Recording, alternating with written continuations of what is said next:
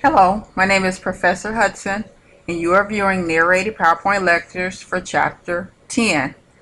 Let us now talk more detail about meiosis in terms of sexual life cycles. Fertilization and meiosis alternate in sexual life cycles.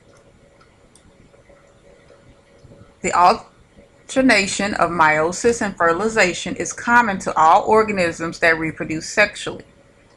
The three main types of sexual life cycles differ in the timing of meiosis and fertilization. So in the upcoming slides, we'll talk about sexual life cycles in animals such as human, but also sexual life cycles in plants and fungi. Plants and fungi have sexual life cycles that are somewhat different from those of animals.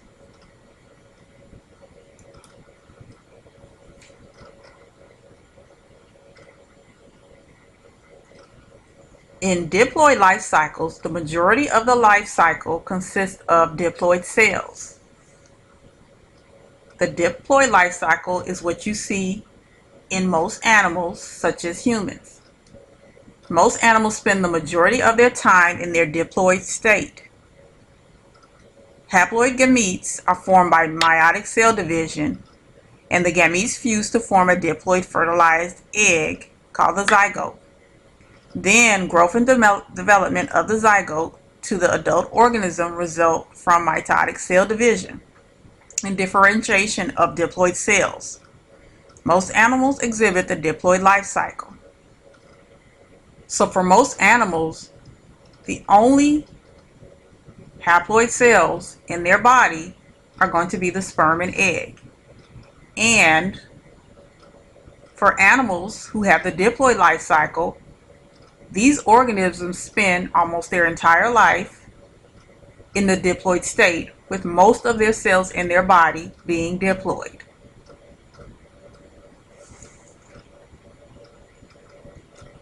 Let us review. In animals, the haploid cells produced by meiosis mature and become Choose the correct answer for question 6.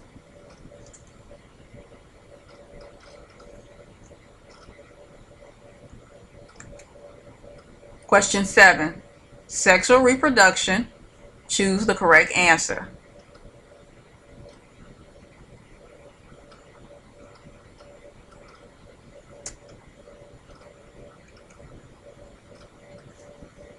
Now let's look at an example of a haploid life cycle.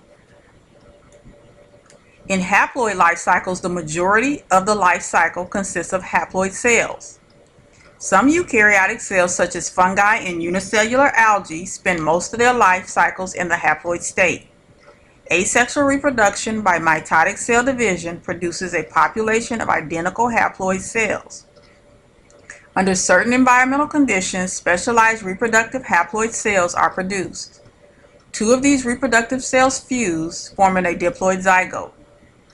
The zygote immediately undergoes meiosis, producing haploid cells again.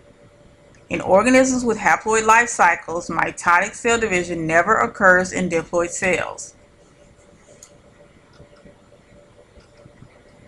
Okay, in the haploid life cycle, most of the time the organism is actually existing as a haploid cell. And very little of the life cycle is split in the diploid condition.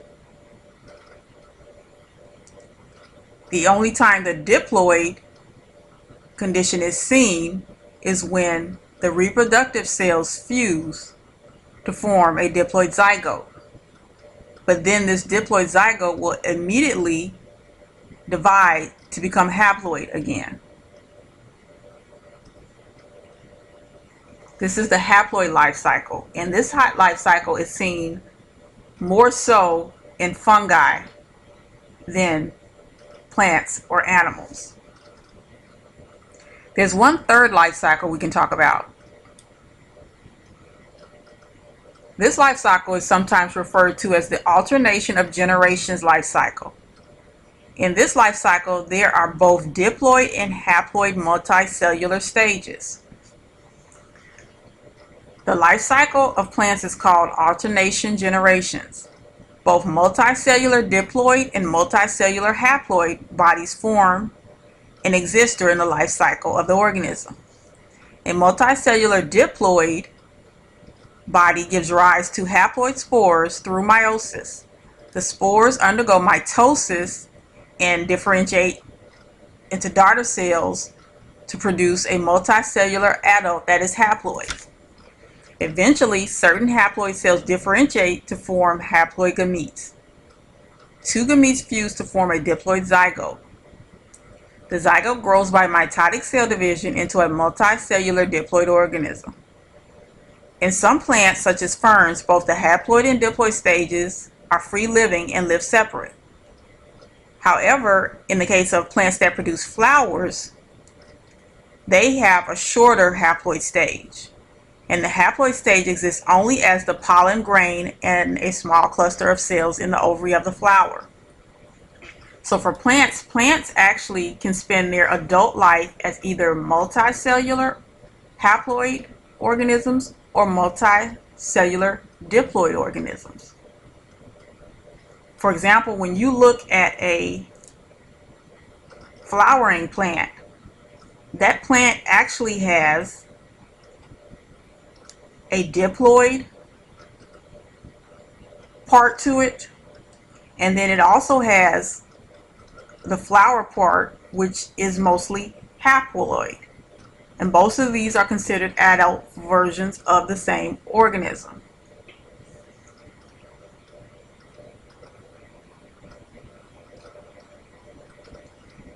Now that we've talked about the three different types of life cycles, let's talk more about how meiosis actually produces the sexual cells, the sperm and the eggs. Fertilization will occur with haploid sperm and eggs.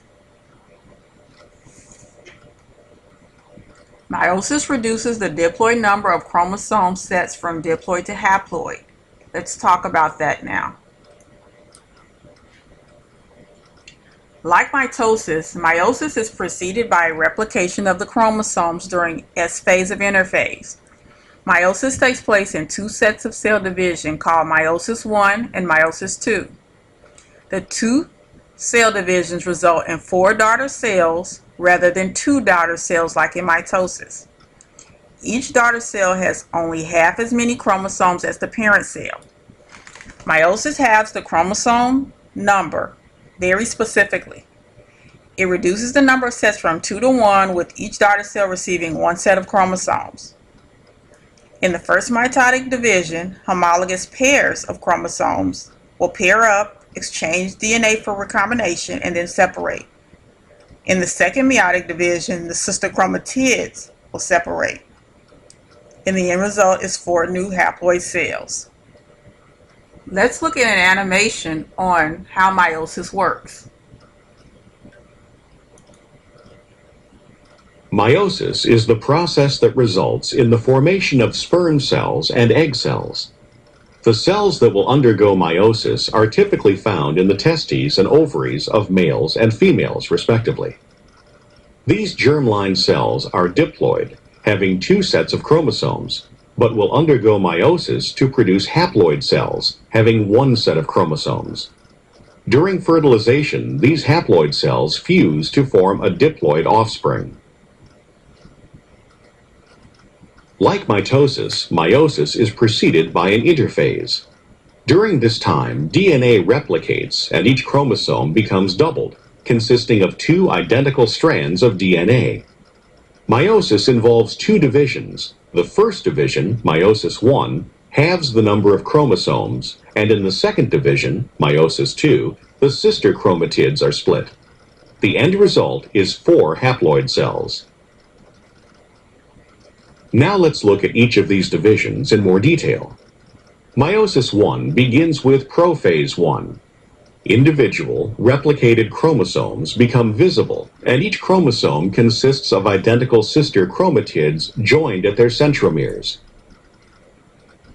The spindle fibers start to form and the nuclear envelope disintegrates.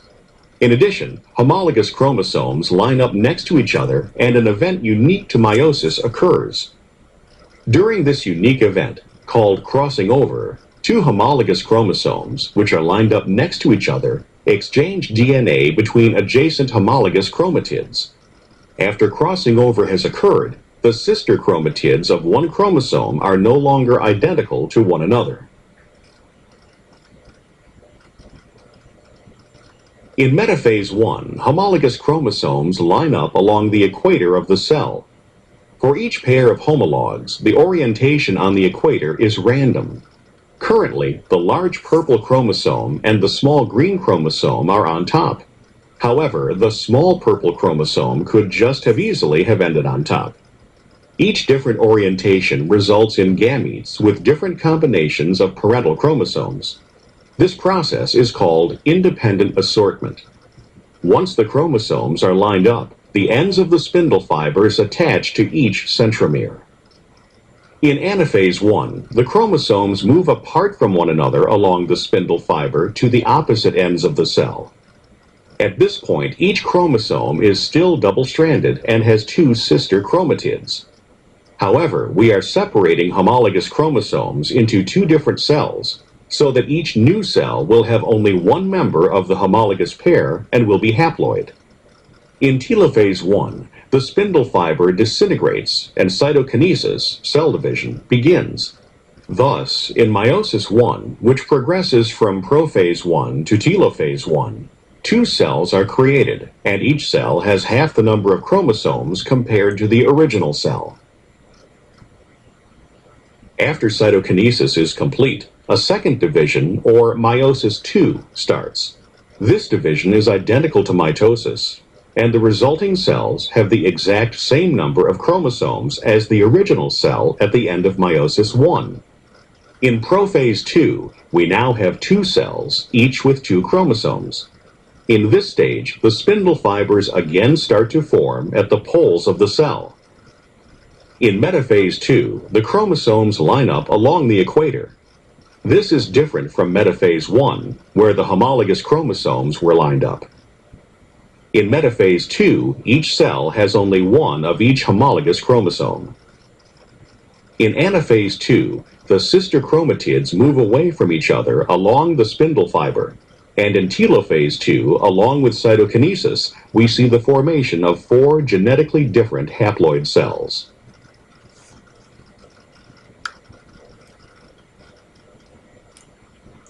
Okay, now let's take a look at the stages more closely. Meiosis is divided into meiosis 1 and meiosis 2. Meiosis 1 will have a prophase 1, metaphase 1, anaphase 1, and telophase 1. Then some cells will do interkinesis, which is not the same as cytokinesis. Interkinesis is where the cell will take a break before it starts the next phase. No DNA is duplicated at this point.